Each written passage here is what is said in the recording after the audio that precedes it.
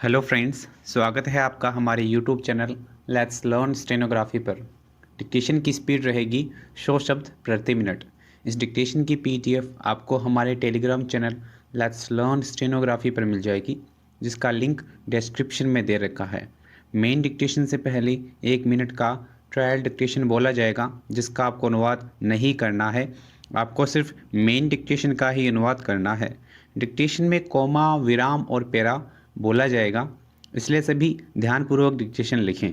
तो चलिए सबसे पहले 1 मिनट का ट्रायल डिक्टेशन लिखिए। ट्रायल डिक्टेशन शुरू होगा 5 सेकंड बाद।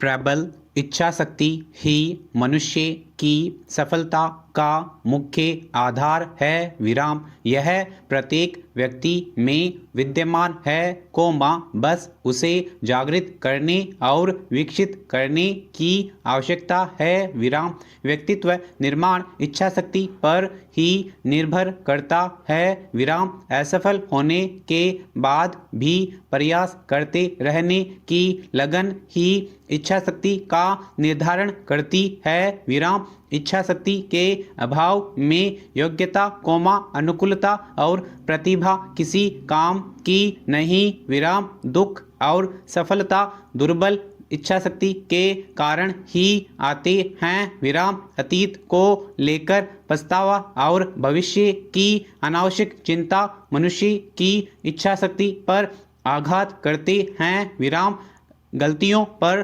चिंतन करने और कूदते रहने से ऊर्जा व्यर्थ होती है और हमें आक्रमणे बना देती है। विराम यह था आपके ट्रायल डिक्टेशन। अब लिखिए मेन डिक्टेशन। मेन डिक्टेशन शुरू होगा 5 सेकंड बाद।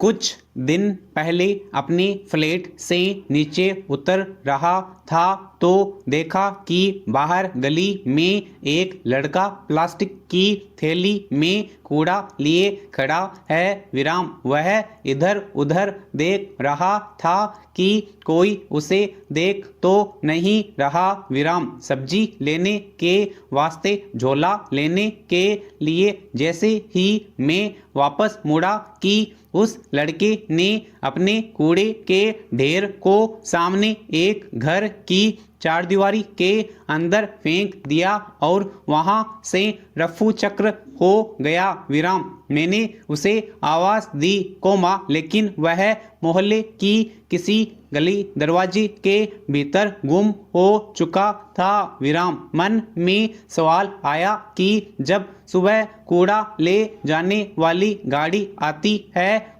तब फिर यह लड़का कूड़ा दूसरे के घर की चारदीवारी के भीतर क्यों फेंक गया।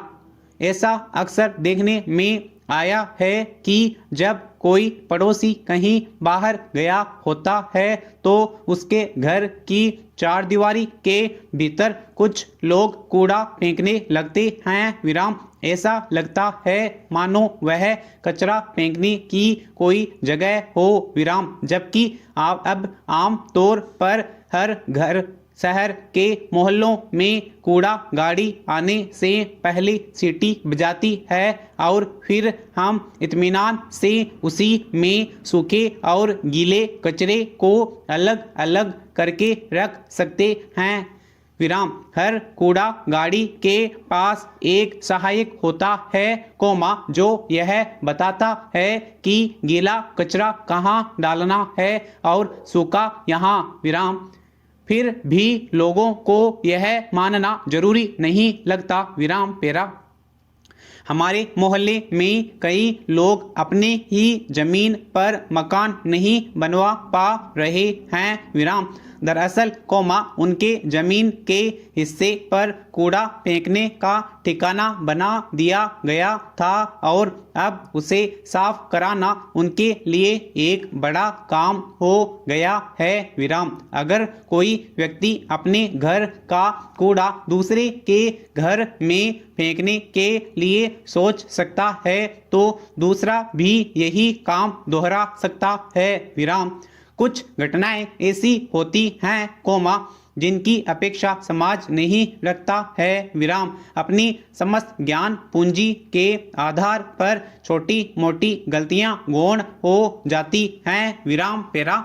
कई बार कुछ लोग अपने पालतू मवेशियों को भी उनके सड़क पर खुला छोड़ देते हैं, जो अक्सर यातायात का बड़ा बाधक बनता है, विराम। उन्हें मवेशियों से सिर्फ लाभ कमाने भर से मतलब होता है, विराम। वे क्या खा रहे हैं, कहाँ जा रहे हैं, क्यों जा रहे हैं, किसे अपनी सींगों से घायल कर रहे हैं, इन सब बातों का जरा भी उनके स्वामी को परवाह नहीं होती, विराम। दरअसल यह समस्या किसी एक दिन की नहीं बल्कि आए दिन कई लोगों इधर उधर सड़क किनारे प्लास्टिक का थैला और कूड़ा फेंकते रहते हैं, विराम। वहां से उठाए जाने से पहले आवारा मवेशी उन थैलियों को खा लेते हैं, फिर थैलियों में बंद कूड़ा वहां तितर बितर हो जाता है, विराम। इससे सड़क पर गंदगी फैलती है और राहगीरों के लिए बहुत परेशानी उत्पन्न होती है, विराम। मेरे सामने कई बार पशुओं ने वहां से गुजरने वाले लोगों पर हमला करके घायल कर दिया, विराम। जब इस तरह की आवारा पशुओं को देखता हूँ तो सोचता हूँ कि सरकारों के ने कहने को तमाम घोषणाएं कर रखी हैं, लेकिन हकीकत सड़क पर घूमती टहलती दिखती है, विराम पेरा। दूसरी ओर जानवरों द्वारा प्लास्टिक निगल लेने से किस तरह की समस्या खड़ी हो रही है, यह कोई छिपी बात नहीं है, विराम। तमाम पशुओं की मौत की खबरें आती रहती हैं, जिनकी मौत की वजह प्लास्टिक घटक जाना है, विराम। सभी जानते हैं कि प्लास्टिक पर्यावरण के लिए बहुत हानिकारक है, विराम। यह पशु पक्षियों और मनुष्यों के लिए दिन प्रतिदिन संकट बढ़ाता जा रहा है, विराम।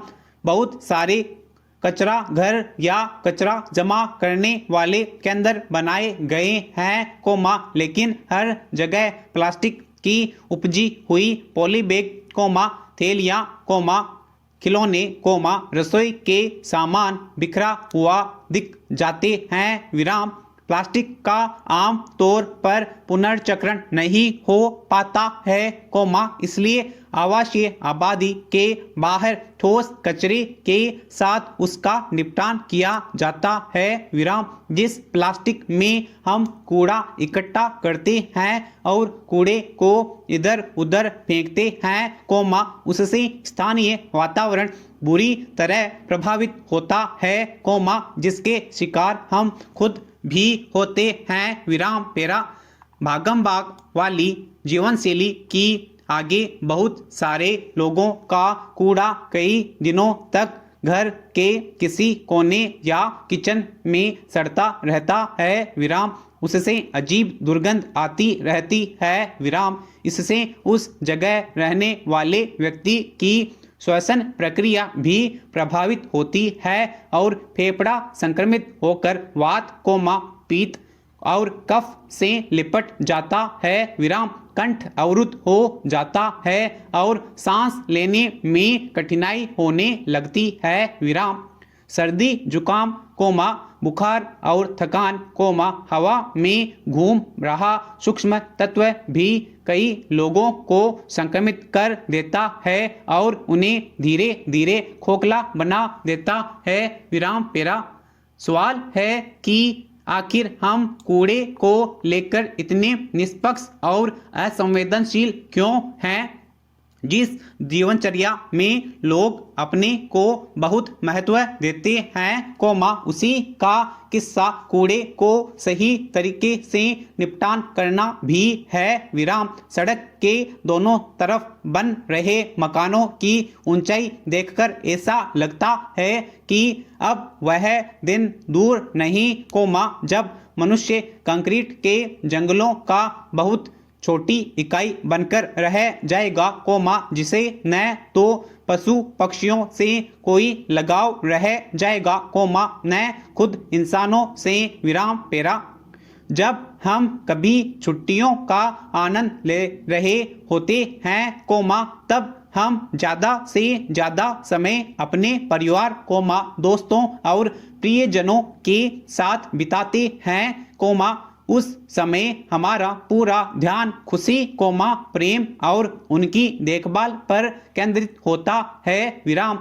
इस प्रेम और खुशी के माहौल को हमें अपने परिवार और मित्रों तक ही सीमित नहीं रखना चाहिए, बल्कि समस्त संसार को प्रभु का एक कुटुंब मानते हुए सभी में इसे बांटना चाहिए। विराम पेरा। आज संसार में उथल पुथल मची हुई है। विराम।